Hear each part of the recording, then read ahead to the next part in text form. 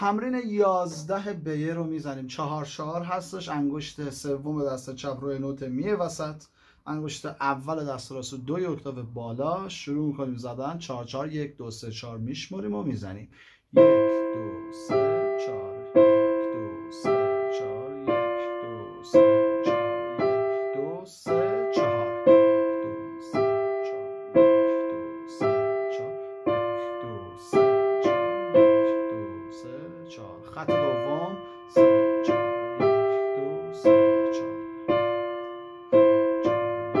2 3 4 1 2 3 4 1 2 3 4 2 3 4 1 2 3 4. میبینم که دارید موفق میشید. ویدیو بعدی رو ببینید.